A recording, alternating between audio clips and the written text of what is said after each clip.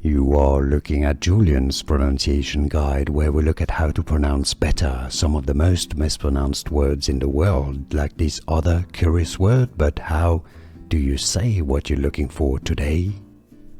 Let's learn once and for all how to pronounce this very French expression that many get wrong. I know it's confusing. In English, it's like written as one single word, but in French, it's two single words. So you stick those two together, and you have the English spelling. French spelling, it is like this: rendezvous, meaning get there. Let's get there together.